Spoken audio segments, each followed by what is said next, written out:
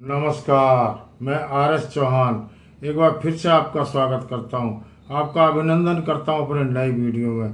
आप देख रहे हैं मेरा यूट्यूब चैनल चौहान जी की रियल फाइल। दोस्तों, अभी हाल ही में डॉक्टर मनसुख मांडविया जी ने एनएसी की टीम को मीटिंग के लिए बुलाया था।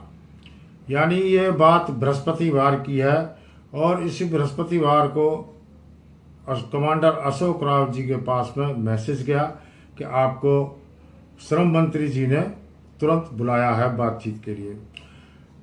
अब दोस्तों, क्योंकि 1-1.5 किलोमीटर दूर वो रहते हैं महाराष्ट्र में, अब वहाँ से एकदम से आना तो पॉसिबल नहीं था। इसलिए उन्होंने वीरेंद्र सिंह राजावत जी से संपर्क किया और वीरेंद्र सिंह राजावत जी अपने किसी पर्सनल काम से जा रहे थे ट्रेन में। उनको उन्होंने मैसेज दिया कि आप तुरंत दिल्ली जाइए और मनसुख मांडविया जी से मीटिंग कीजिए। तो दोस्तों, उसके बाद जो कमांडर अशोक राव जी ने जो बताया है वो मैं इस वीडियो के साथ क्लिप लगा रहा हूं, आप उसको सुन लीजिए जो खुद कमांडर अशोक राव जी ने बताया है। दोस्तों, आवाज़ थोड़ी कम है, इसलिए कान में ईयरफोन लगा करके आप सुनिएगा तो आपको स्पष्ट रूप से आवाज़ सुनने को मिल जाएगी, क्योंकि इस ऑडियो में आवाज़ एकदम से कम है। तो मैं आशा करता हूं कि आप इस क्लिप को देख करके आपको पूरा विश्वास हो जाएगा कि आपका काम जल्दी ही होने वाला है। तो देखिए, पहले इस क्लिप को देख लीजिए। सादर प्रणाम। तो आपको मैं बताना चाहता हूँ कि हमारा काम निश्चित हो रहा है, उसमें कोई दो राय नहीं कि अभी वीरेंद्र सिंह सर और हम लोग, हमें मंत्री जी ने, आप जानते हैं कि थर्सडे को सुबह सुबह फोन करके मैसेज आया उनके पीएस का कि मंत्री जी कल आपसे मिलना चाहते हैं। तो इतना दूर से 1,500 किलोमीटर से इतनी तुरंत जाना तो मुश्किल था, पर सौभाग्यवश हमारे वीरेंद्र सिंह जी तब ग्वालियर के आसपास ट्रेन में जा रहे थे उनके अपने निजी काम के लिए। हमने उनको बोला अपने काम छोड़ो, सीधा दिल्ली पहुंचो। मैं यहाँ से दौड़ के गया नागपुर से। मैं आधी रात में सस्ती फ्लाइट मिली तो उससे हम पहुंचे, मीटिंग हुई। आपको मैं बताना चाहता हूँ कि ये मीटिंग मंत्री जी ने खुद बुलाई थी, हमको बुलाया था, समय दिया, बहुत देर तक बात की और उन्होंने ये कहा कि मैं आप लोगों की परेशानियां समझता हूँ और आप लोग निश्चिंत रहे, आपका काम मैं कर रहा हूँ। उन्होंने ये भी कहा कि राउत जी आप अपने लोगों को बताइए जाके कि आपका काम हो रहा है और जल्दी होगा। तो हमने उनसे पूछा, सर अगर इतनी बात आप कह रहे हैं हमसे तो ये भी बता दीजिए कि कब होगा। मेरा बताना उचित नहीं होगा, मैं नहीं बता सकता, लेकिन ये काम बहुत जल्दी होगा, ये उन्होंने आश्वस्त किया अभी। और उन्होंने कहा कि मैं जानता हूँ आप लोगों ने बहुत कुछ किया है, आप लोगों की जो जो एक्टिविटीज है उन सब से मैं वाकिफ हूँ और आप जाइए,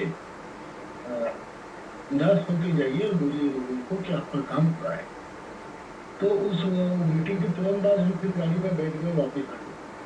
अभी फिर से मैं और राजावत जी और एक दो लोग हम दिल्ली जाने की सोच रहे हैं। मंडे को कल निकलेंगे, परसों पहुंचेंगे वहाँ। फिर हम कोई मतलब मुलाकातें करने की कोशिश करेंगे, कुछ इसमें बढ़ावा हो इसकी कोशिश करेंगे, जल्दी से जल्दी हमारी तरफ ध्यान हो, इसके लिए हम दरवाजे पे बैठेंगे जाके लोगों को।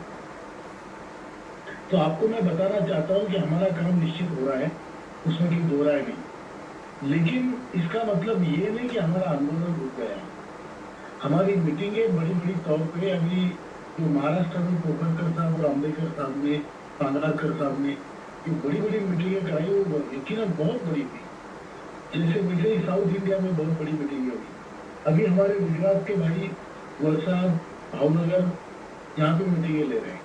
भावनगर आपको मैं बता दूं कि ये कॉन्स्टिट्यूएंसी, भावनगर में दो कॉन्स्टिट्यूएंसी है, एक नीमूबेन बम्बाडिया जी है जो मंत्री है और दूसरे मनसुख मांडविया जी है जो हमारे लेबर मिनिस्टर है। ये दोनों की कॉन्स्टिट्यूएंसी है।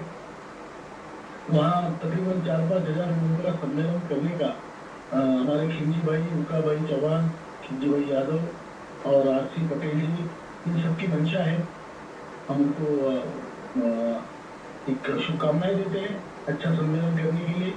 और हमने मंत्री जी को उसका न्योता भी दिया है कि जब भी मंत्री जी का टाइम मिले आप खुद आइए, आपको जो हमको बता रहे हैं लोगों को बताइए, आप क्या अश्योरेंस देना चाहते हैं आप आके हमारी मीटिंग में दीजिए।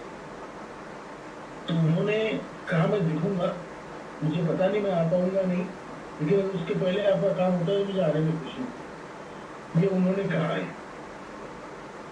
नीमूबेन जी ने भी आने का आश्वासन दिया है। उसी प्रकार हमारे साउथ इंडिया, आप जानते हैं नरगुन साहब ने साउथ इंडिया में बहुत ऊर्जा भरी है, बहुत ऊर्जा भरी है। It's very motivated block and वहाँ पे साउथ इंडिया में बेलगांव में जो कर्नाटक महाराष्ट्र के बॉर्डर पे पड़ता है, वहाँ पे तकरीबन 100 चीनी मिलों का बहुत बड़ा सम्मेलन होने वाला है।